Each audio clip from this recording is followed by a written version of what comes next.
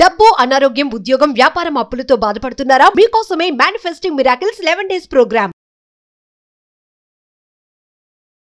నమస్కారం సుబ్బారావు గారు. నమస్తే అండి. అంటే ఈ మధ్య కాలంలో ఒకప్పటితో కంపేర్ చేస్తే ఒకప్పుడు పిల్లోడు మనకి జాయింట్ ఫ్యామిలీస్ ఉండడం కావచ్చు, అండ్ ఎక్కువగా మదర్తో కావచ్చు, పేరెంట్స్తో కావచ్చు అటాచ్మెంట్ ఎక్కువగా ఉండేది.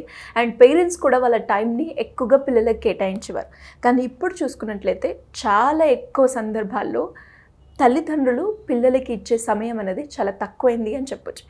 ఆ సమయం తక్కువ ఇవ్వడం ఎస్పెషలీ పిల్లలకి, దాని ఇంపాక్ట్ వాళ్ళ ఫ్యూచర్ మీద ఎలా ఉంటుంది సార్? చాలా చాలా ఇంపాక్ట్ ఉంటుందండి. దీనికి ఒక కథ చెప్తాను. అంటే ప్రతి ఒక్కరూ కూడా మనం ఇచ్చేదంతా ఇస్తున్నాము, సౌకర్యాలు ఇస్తున్నాను, కావలసిన ఫుడ్ ఇస్తున్నాము, ఇంకేం కావాలి అని అనుకుంటారు. వీటన్నిటికీ కూడా ఒక ప్రత్యామ్నాయం ఒకటి ఉంటుందండి, పేరెంట్స్ టైం అనేది. సో దానికి ప్రత్యామ్నాయం ఉండదండి. పేరెంట్స్ యొక్క క్వాలిటీ టైం పిల్లలతో స్పెండ్ చేయడం అనేటువంటిది ఒక మొక్కకి ఆక్సిజన్, వాటరు, ఆ ఇంగ్రీడియంట్స్ ఎంత అవసరమో పేరెంటల్ టైం అనేటువంటిది కూడా, క్వాలిటీ టైం అనేటువంటిది కూడా అంతే ఇంపార్టెంట్ అండి.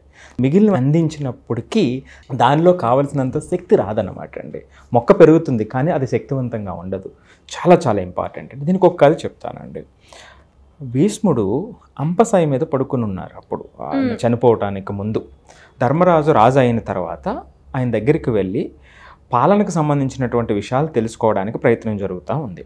అప్పుడు ఆ సందర్భంలో న్యాయం గురించి, ధర్మం గురించి, పాలన ఎట్లా ఉండాలి, రాజు ఎట్లా ఉండాలనేటువంటిది ఎంతో లోతైనటువంటి విశ్లేషణ చేస్తూ ఆయన ధర్మరాజు గారికి చెప్తూ ఉన్నారు.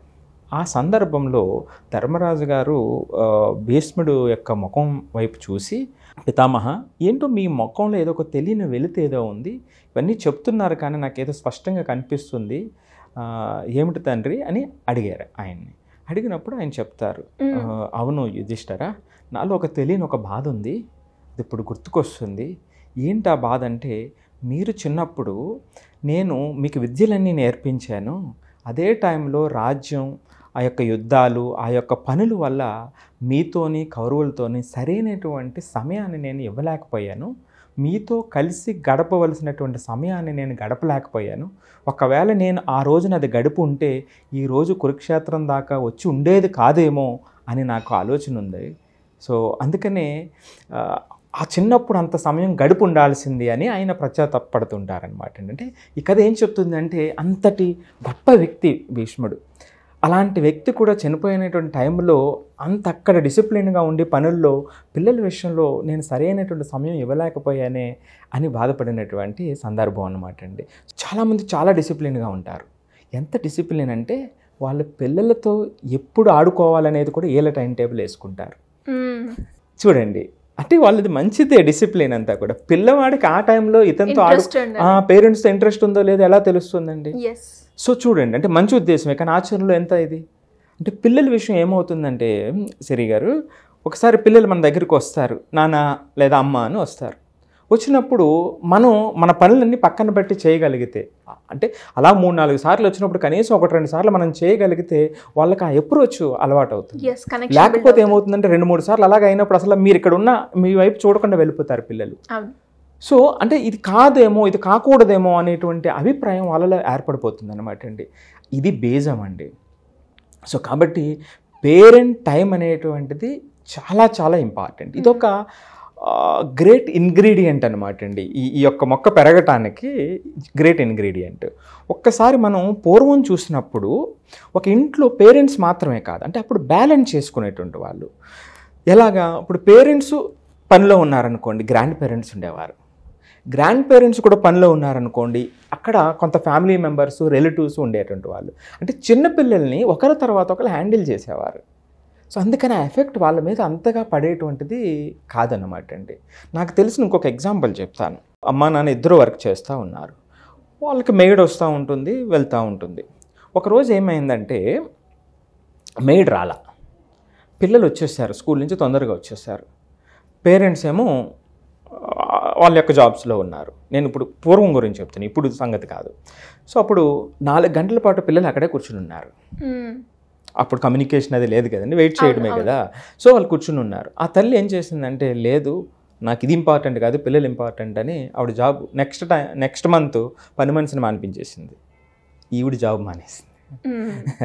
సో అంటే అంత చేయాల్సినటువంటి అవసరం లేదు, కానీ అంటే ఆవిడ యొక్క ఆ రోజు ఆవిడ తీసుకున్నటువంటి నిర్ణయం ప్రయారిటీ అది. సో మనం దాన్ని తప్పు ఒప్పు అని కాదు నేను అనేటువంటిది. సో అట్లాగే ఇప్పుడు వర్కింగ్ పేరెంట్సే ఎక్కువ మంది ఉంటారు. సో మనం దీన్ని బ్యాలెన్స్ చేయలేకపోతున్నాం అనేది కాదు, ఉన్నటువంటి సమయంలో ఎంత కేటాయించగలటం అనేటువంటిది చాలా చాలా ఇంపార్టెంట్ అండి. ఇది ఎంత ముఖ్యం అంటే అండి, వాళ్ళు వచ్చేటువంటి ఎమోషనల్ డిస్ట్రెస్ ఉంటుందండి పిల్లలకి, ఇది ఒక షాక్ అబ్జార్బర్ లాంటిది అనమాట అండి. అది లేకపోతే చాలా పిల్లలకి భవిష్యత్తులో చాలా ఇబ్బందులు ఎదురవుతుంటాయి. లాంగ్ రన్లో ఏమొస్తాయి అసలు అంటే, ఇప్పుడు ఒకవేళ చిన్నప్పుడు ఇది నెగ్లెక్ట్ చేస్తే ఏమొస్తాయి, ఏం ఇబ్బందులు వస్తాయి అనేటువంటిది చూస్తేనండి, మొట్టమొదటిగా break down of family bonds అండి.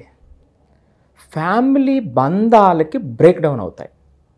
మీకు ఎందుకంటే నేను ఇప్పుడు ఇందాక చెప్పాను, పిల్లలు మన దగ్గరకు వచ్చినప్పుడు మనం సమయం ఇవ్వలేకపోయినా అదొక విషయం, లేదా మనం కసురుకున్నాం అనుకోండి, వాళ్ళ మీద కోపపడ్డాం అనుకోండి, ఇంక రెండోసారి రారు. సో ఎప్పుడైతే రెండోసారి రారో అప్పుడు ఏమవుతుందంటే వాళ్ళకి మనకి మధ్య రిలేషన్ దెబ్బతింటుంది. దెబ్బతిన్నప్పుడు వాళ్ళు అక్కడ జరిగేటువంటి పెద్ద ప్రమాదం, వాళ్ళతో ఓపెన్ కమ్యూనికేషన్ కట్ అయిపోతుందండి. వాళ్ళు షేర్ చేసుకోవడం తక్కువైపోతుంది. ఎప్పుడైతే పిల్లలు కూడా పెద్దవాళ్ళు అవుతున్నారో ఇక మొత్తానికి కమ్యూనికేషన్ దెబ్బతింటుందండి.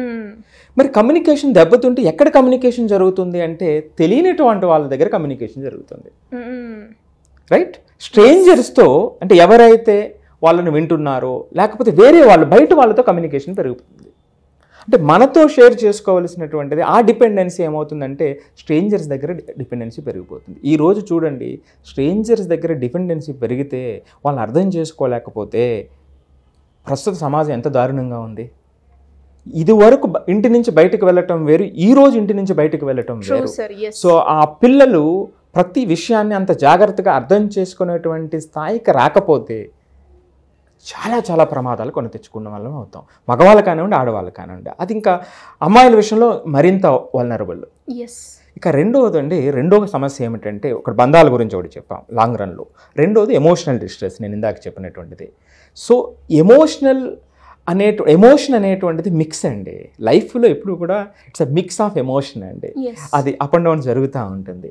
సో ఈ అప్ అండ్ డౌన్ జరిగేటప్పుడు మరి అక్కడ అబ్జర్వ్ ఎక్కడ జరుగుతుంది అంటే పేరెంట్స్ దగ్గర జరుగుతుందండి. చిన్నపిల్లలకి కొంచెం పెద్దవాళ్ళు అయ్యేటప్పటికి ఇంకా పేరెంట్ దగ్గర నుంచి తగ్గి వాళ్ళకు వాళ్ళు సెల్ఫ్ రెగ్యులేట్ చేసుకోగలుగుతారు ఆ ఎమోషన్స్ని. ఇది ఒక క్రమం.